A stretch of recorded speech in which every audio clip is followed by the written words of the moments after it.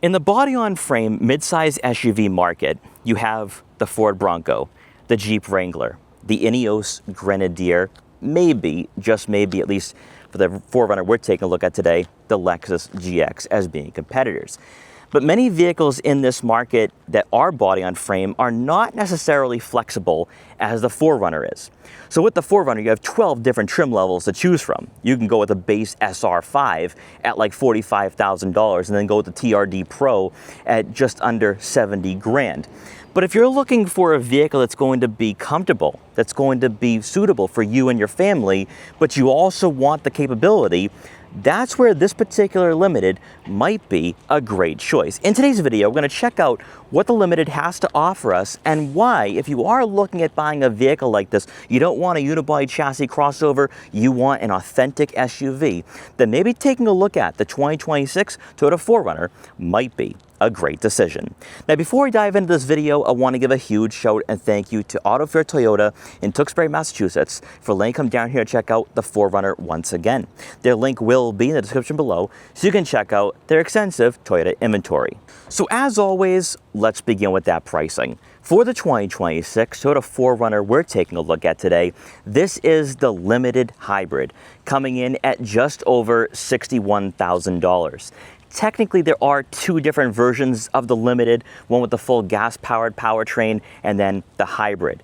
Now, you will save a couple $1,000s by going with the full gas-powered version, but you pay for it when it comes to the fuel efficiency and overall performance.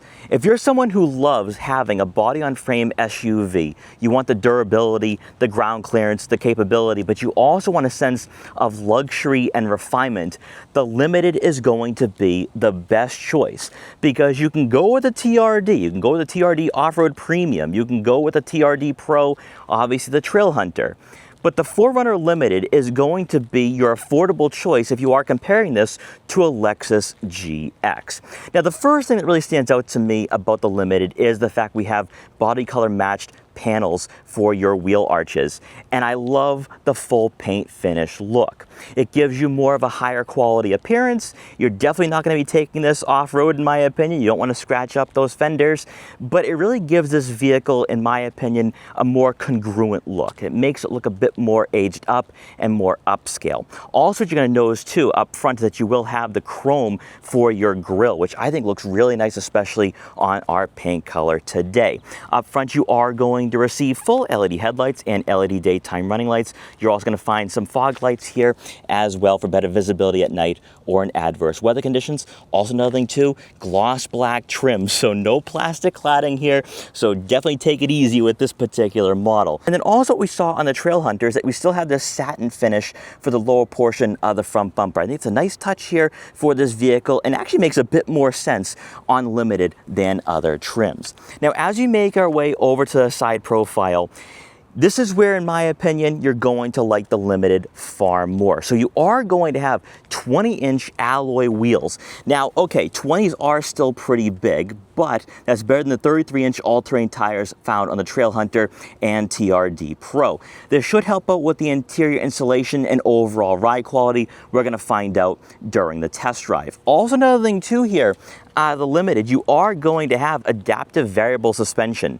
So for those trips when you are on pavement, when you want to drive nice and smoothly on the highway, you can do so. And then when you take on the elements, maybe some snow-covered roadways, you're going to have that capability alongside the suspension that is going to be perfect for all situations and all different types of terrain. You're going to have body color matched side mirror caps with turn signal indicators to go along with blind spot detection for added safety.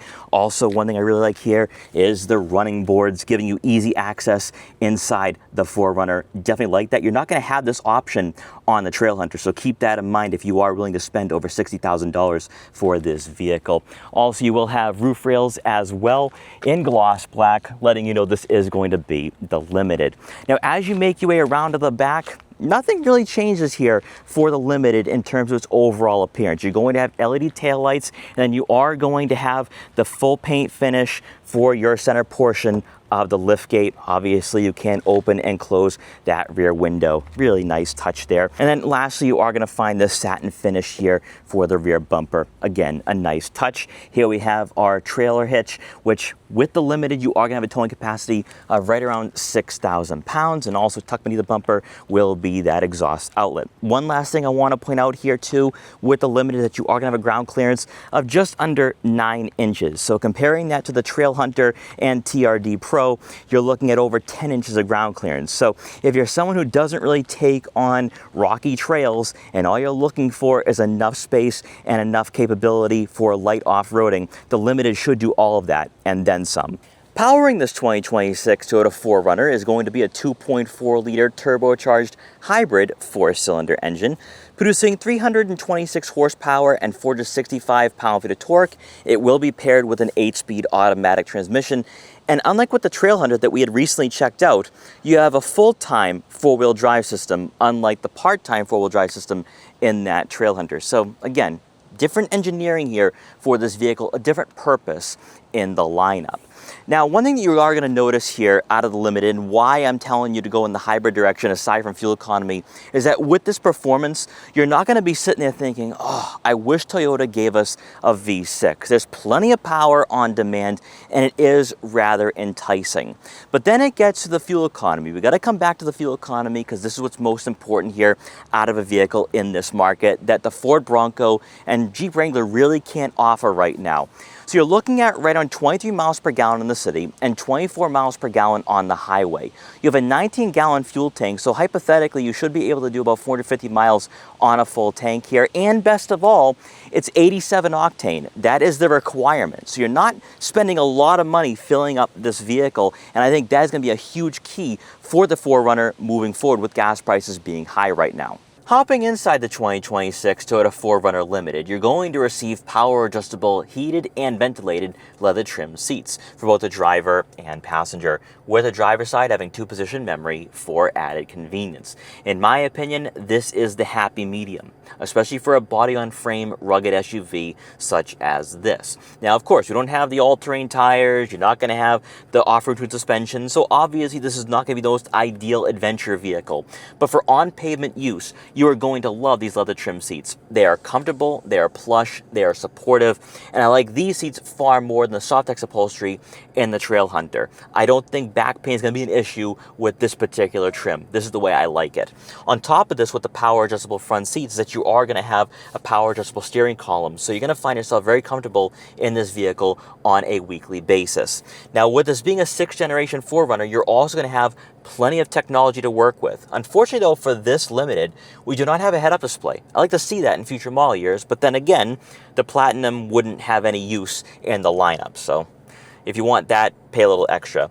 In front of you is going to be a full digital gauge cluster, and from here you'll be able to access different types of information such as your fuel economy statistics, your tire pressure monitoring, your safety system, everything. It's all the same. It all functions the exact same across most of the trims. Then on top of this, you're going to have your drive mode selector displayed here for Eco, Comfort, Normal, Sport S Plus, and Custom. And that's really where this vehicle, in my opinion, is going to be a more suitable choice. If you want to have some fun, put in Sport S or Sport S Plus, but then also if you want this vehicle to be dialed down, go in Eco or Normal, and with the adaptive variable suspension, you're going to have a pleasant driving experience on your way to work.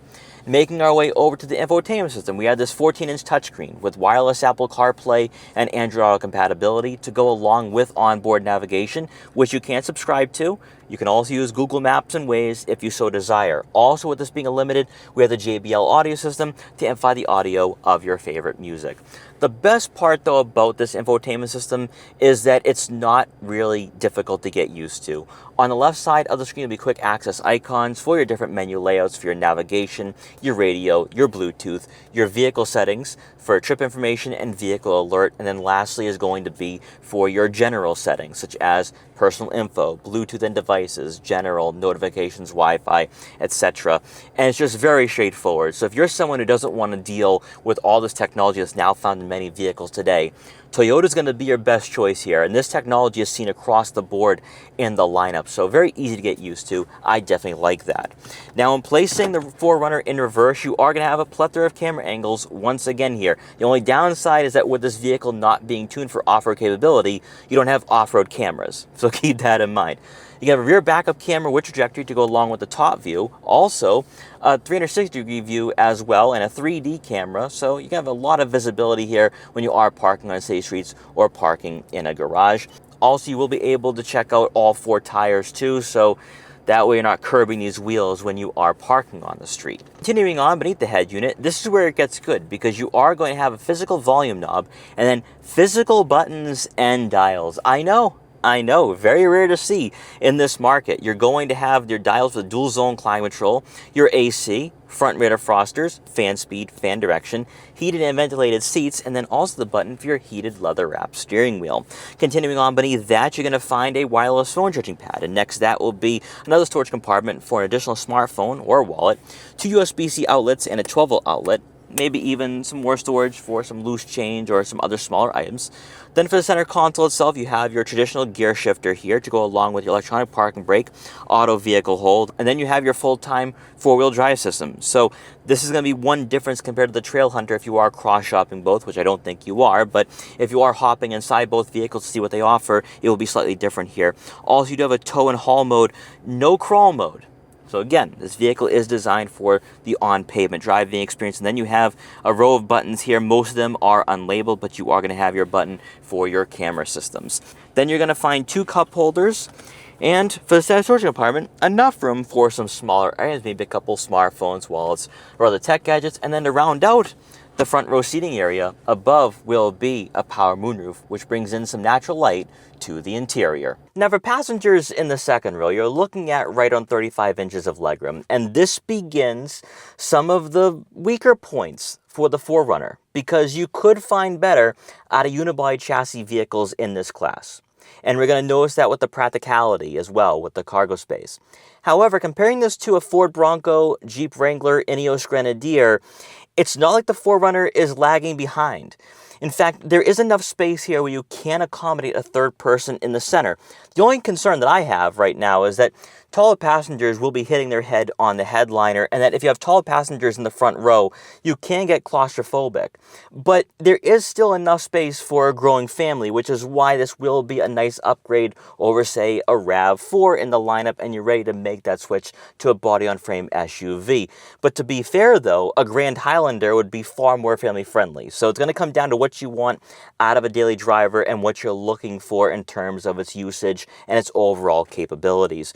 Now, I will say, though, I am a bit surprised that with this being a limited, we don't have heated outboard seats, we don't have climate control settings back here, and that's one thing I would like to see in future model years. Then again, though, you could say, well, why don't you just pay a little extra for a Lexus GX? So that's a fair point. You're still going to have 2 center-mounted air vents, though, to go along with 2 USB-C outlets and a 3-pronged outlet. You have a JBL audio system, again, so passengers back here can really enjoy the music that's being played. And then lastly, to round out the second row seating area, you are going to receive a center armrest with 2 cup holders. Returning to the rear fascia to take a look at the cargo area for the 2026 Toyota 4Runner Limited, as expected, you are going to receive a power liftgate. And inside, behind the second row seats, you're looking at right on 42.5 cubic feet of room. This will be seen across all trims for this model year, so you're not missing out on anything by going with a Limited over a TRD Pro, over a TRD Off-Road, or even a Platinum. And it's that flexibility that makes the 4Runner, in my opinion, a great overall choice, especially in this particular application if you are solely driving on the pavement. But I do have to be a bit critical here and fair that with the Limited, you do not receive an optional third row. And some crossovers in this market that utilize a unibody chassis are going to offer that, especially at $60,000. Also, in some cases, there are some crossovers out there that are a bit more practical. But compared to its closest rivals, such as that Bronco, that Jeep Wrangler, the Ineos Grenadier, the Lexus GX, this is right in line with those models. So practicality-wise, I'm not going to sit here and complain. Also, when you lower the second row seats, you're looking at around 82.5 cubic feet of room. Again, pretty good for this market. There's only a few crossovers out there at this particular price point, like a Chevrolet Traverse Z71 that's going to be closer to 90 cubic feet. But I think that this is just enough space where you can go on those road trips with the family and completely enjoy your time and have all your luggage back here with no issues. Now, just like we saw with the Trailhunter, there is a nice intuitive storage compartment where you can store some smaller items, maybe a first aid kit, smaller water bottles, some netting for the cargo area. Love to see that. And then for those of you wondering about that spare tire, it's tuck meet the bumper. So if you do encounter a flat on those road trips or travels, you can fix that and be back on the road. Aside from the Platinum, the 2026 Toyota 4Runner Limited is the softest iteration for this model you can currently buy. It's also one of the more dailyable iterations as well for those of you who have no intentions of going off-road and you're going to be staying on pavement and taking on mall terrain. It's amazing what not having all-terrain tires and an off-road suspension can do to this platform, because it is pretty comfortable, it is quiet, it is suitable for a family. Now, I am in no way, shape, or form going to compare this to a Lexus GX. First and foremost, the GX has a twin-turbo V6, but also in terms of interior quality and overall refinement, you get what you pay for by going with the GX over the 4Runner. However, in this market with other body-on-frame offerings, and we've talked about this a lot out of the 4Runner, is that it's far more flexible than a Ford Bronco, than a Jeep Wrangler. And that's where the 4Runner, in my mind, is a great choice. Because this is a vehicle for those of you who want something a bit more durable and rugged, maybe even more long-lasting than crossovers and unibody chassis vehicles. And you also want a vehicle that's going to have the towing capacity necessary to tow a boat or an RV. And you get that here with 6,000 pounds of towing capacity. You also have the ground clearance of 8.8 inches. So you're not really missing out on anything. It's just you can't take on rocky trails. You can't take on some of the off-road that you would be able to out of a TRD Pro and a Trailhunter. However, for mall terrain or on-road driving experiences, this is a vehicle that you're really going to like and enjoy, mostly because it does feel somewhat luxurious. It does feel somewhat upscale, especially with these leather trim seats. What I really like, though, here out of the Limited is that it does feel a bit more nimble. Not having 33-inch all-terrain tires does make a bit of a difference. Now, as we get on the highway, though, I am going to place this in Sport Plus mode. And it really comes to life. Now, also in Sport Plus mode, the steering does stiffen up quite a bit. And this is going to help out in the corners thanks to the body roll and more of the top heaviness nature of this vehicle.